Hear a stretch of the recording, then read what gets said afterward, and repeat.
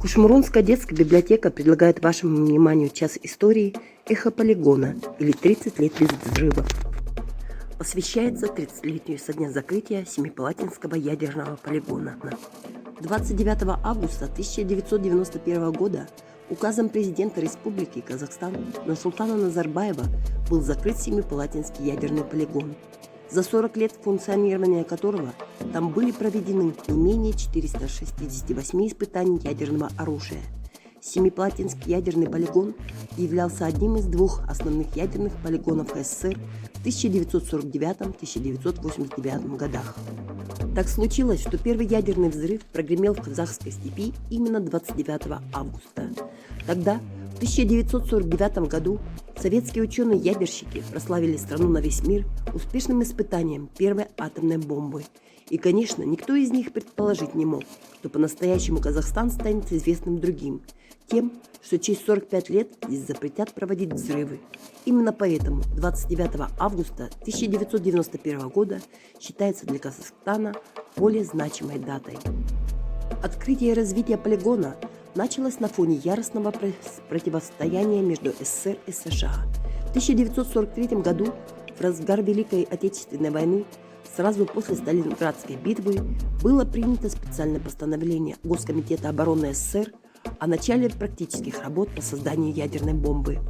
Общее руководство проектом было поручено известному советскому физику Игорю Курчатову. В 1945 году, после использования США ядерной бомбы в Японии, советским ядерщикам пришлось ускориться.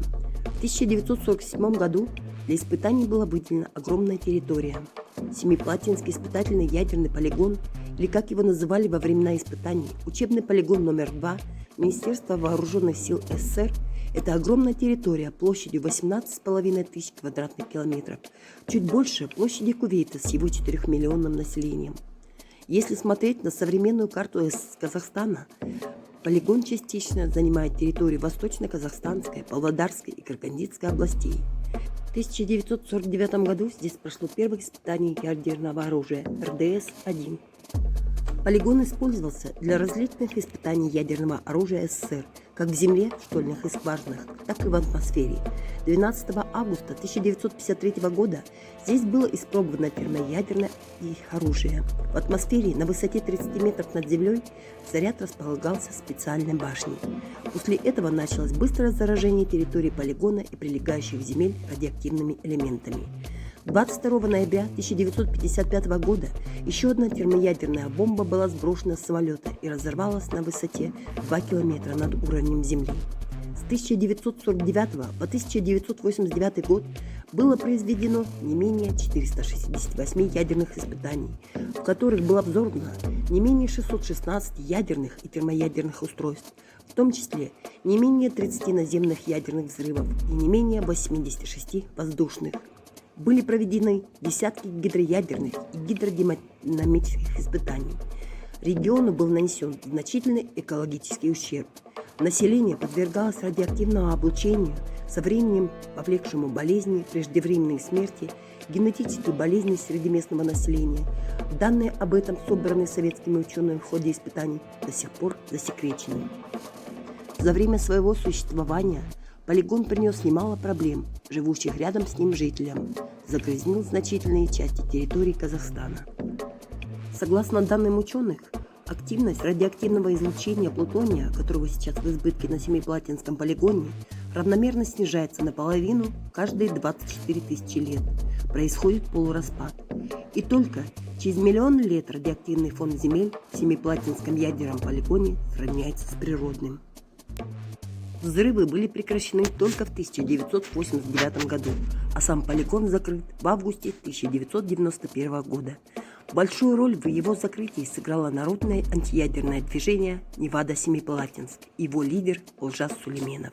В 2021 году в Казахстане отмечают 30-ю годовщину закрытия Семипалатинского ядерного полигона. Закрыв его 30 лет назад, Казахстан стал первой страной, добровольно отказавшейся от ядерного арсенала, 4-го по величине в мире. По инициативе Казахстана ООН объявила 29 августа Международным днем действий против ядерных испытаний. Этот день отмечается ежегодно с 2010 года.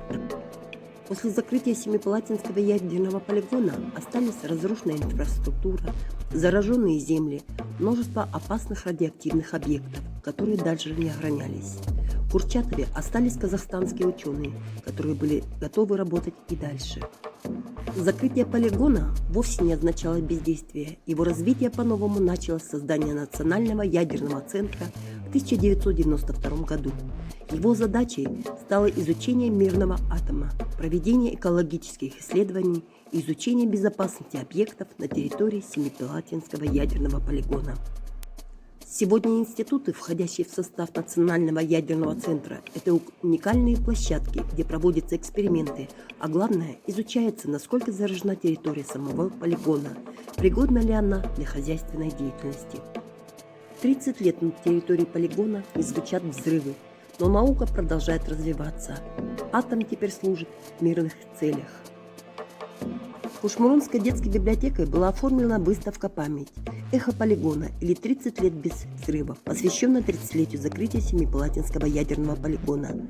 30 лет назад наш казахстанский народ совершил то, что было не по силам великим державам. Казахстан сделал первый реальный шаг к всеобщему ядерному разоружению, остановил испытания в Советском Союзе. На выставке памяти предлагаем нашим читателям познакомиться с книгами нашего первого президента Нурсултана Назарбаева «Эпицентр мира» на казахском, русском и английском языках с подборкой информации об истории Семипалатинского полигона, об его смертельном влиянии на людей, природу и нашу казахстанскую землю. Неоценимый вклад в дело запрещения ядерного оружия внес Казахстан. Именно по инициативе нашей страны 6 августа объявлен Всемирным днем за запрещение ядерного оружия. Самостоятельный, суверенный Казахстан отказался от ядерной гонки вооружений, которая могла привести к войне, в которой не было бы ни побежденных, ни победителей. Спасибо за внимание.